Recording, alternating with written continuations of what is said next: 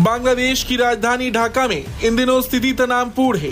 सेना की गश्त बढ़ा दी गई है। बांग्लादेश में जो ये जितने भी स्टूडेंट्स अगेंस्ट और सारे स्टूडेंट ग्रुप्स इस टाइम पे बांग्लादेश के आर्मी चीफ को गालियां निकाल वकरुज़्ज़मान को बोल रहे हैं कि भाई आप इंडियन एजेंट हो और आप शेख हसीना के साथ काम करना। बांग्लादेशी मिलिट्री के चीफ वकरुज़्ज़मान ये एक इमरजेंसी मीटिंग करते हैं। इमरजेंसी मीटिंग के बाद 9th इन्फेंट्री पूरी डिवीजन ये डाल दी है बांग्लादेश के ढाका में। मोहम्मद मोइज़ो के बाद मोहम्मद यूनुस भी अपनी औकात में आ रहे हैं और भारत की गोद में वापस जाना चाह रहे हैं।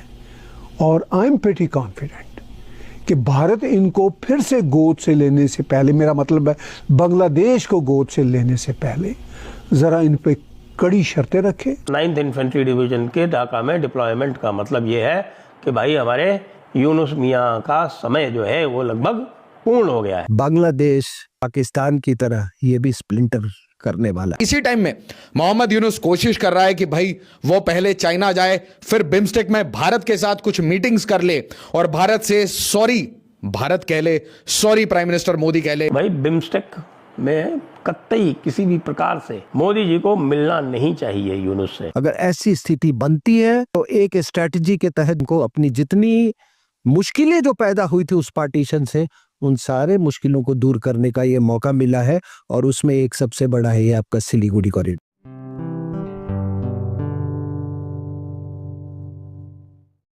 नमस्कार दोस्तों, जय हिंद। निक न्यूज़ भारत की रिएक्शन वीडियो में आप सभी का स्वागत है।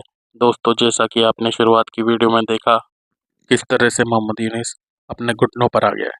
दोस्तों, दरअसल बात यह है कि मोहम्मद यूनुस बांग्लादेश के आर्मी के खिलाफ, जो आर्मी चीफ है उसके खिलाफ कूप कर रहा था। लेकिन दोस्तों, बांग्लादेश के आर्मी चीफ ने अपनी आर्मी को डिप्लॉय कर दिया ढाका में मोहम्मद यूनुस के खिलाफ, क्योंकि दोस्तों मोहम्मद यूनुस आए दिन कुछ ना कुछ करता रहता है। अब बांग्लादेश आर्मी चीफ के खिलाफ भी कर रहा है। अब दोस्तों, बिम्स्टेक मीटिंग में मिलने के लिए मोदी जी से बहुत ही ज़्यादा बेकरार है, ताकि वो भारत से और मोदी जी से पैर पकड़कर माफ़ी मांग सके और अपनी ज़िंदगी बचाने की भीख मांग सके। इसलिए वो बिम्स्टेक मीटिंग में मोदी जी से मिलने की गुहार लगा रहा है।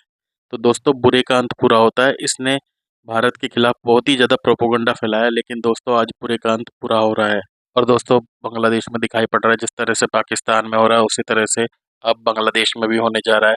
अब पाकिस्तान की तरह, पाकिस्तान में तो होंगे ही टुकड़े, पाकिस्तान में तो प्रोटेस्ट चलते रहते हैं। अब बांग्लादेश में भी वही दिखाई पड़ रहा है और बांग्लादेश के भी जल्दी ही टुकड़े होंगे। तो दोस्तों, इसी टॉपिक पर चलते हैं आगे की वीडियो की तरफ। धन्यवाद।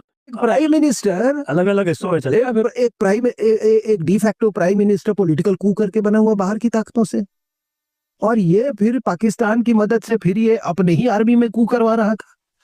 तो संजय साहब ये बताइए कि जहां की राजनीति बिखर गई हो, जहां का समाज बिखर गया हो, जहां की आर्मी बिखर गई है, वो क्या देश वो चल सकता है?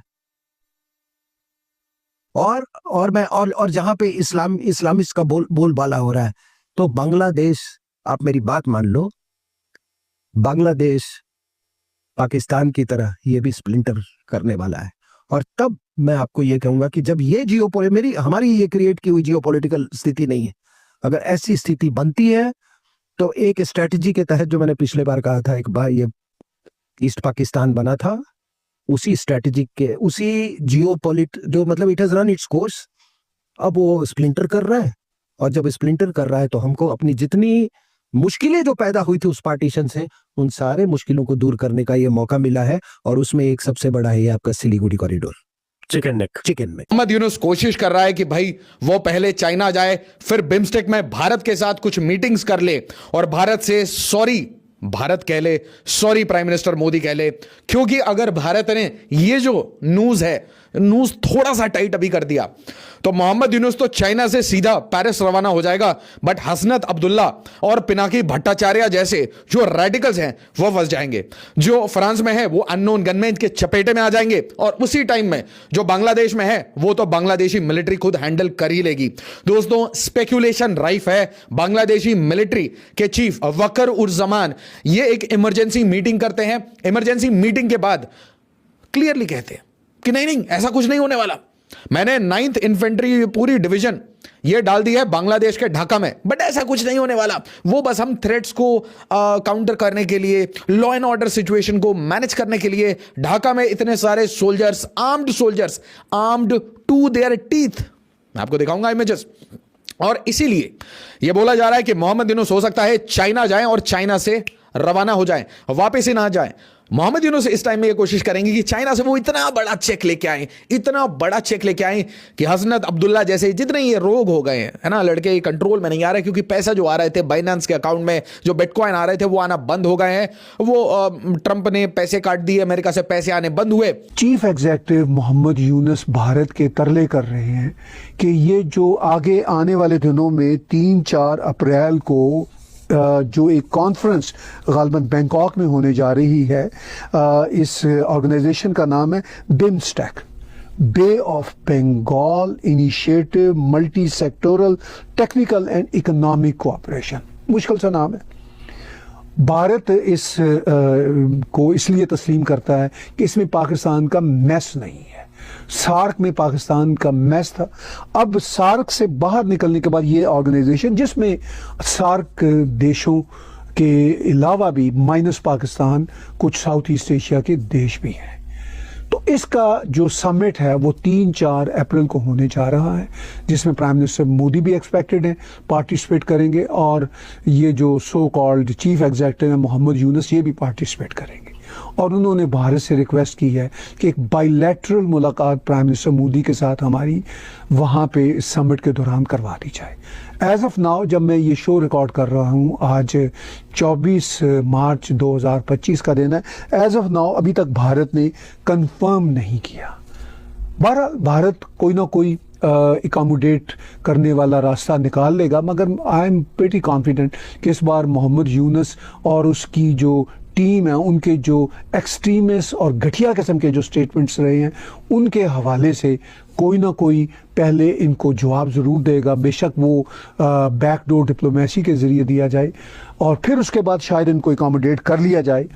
लेकिन बांग्लादेश को अब कैसे एहसास हुआ, जैसे मोहम्मद मुइज़ो को एहसास हुआ था मालदीव के सदर को, जब उसने एक बार इलेक्शन लड़ा था तो उसने इंडिया आउट का नारा लगाया था।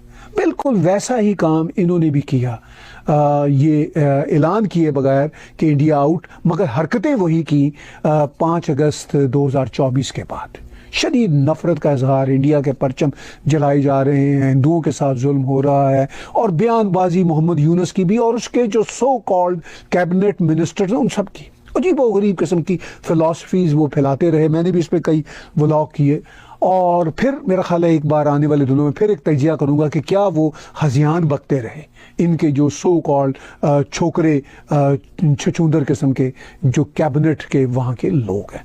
इवन यहाँ टोरंटो में कुछ एक्सट्रीमिस्ट बांग्लादेशी मुझे कहीं टकर गए और मुझे मेरा टैग टीवी का वो मेरे पास माइक था, उसको देख के धमकियाँ सी देने लगे। ये इनका मजाज है, ये इनका रवैया है। लेकिन ये भूल गए कि ये पूरे के पूरे भारत की गोद में बैठे हुए हैं। इनका जो लैंड बॉर्डर है वो शायद 90% से भी ज्यादा भारत के साथ है, और थोड़ा सा बस म्यांमार के साथ लगता है। ऐसी ही लेटेस्ट वीडियो देखने के लिए निक न्यूज़ भारत को सब्सक्राइब करें, लाइक और शेयर करना ना भूलें।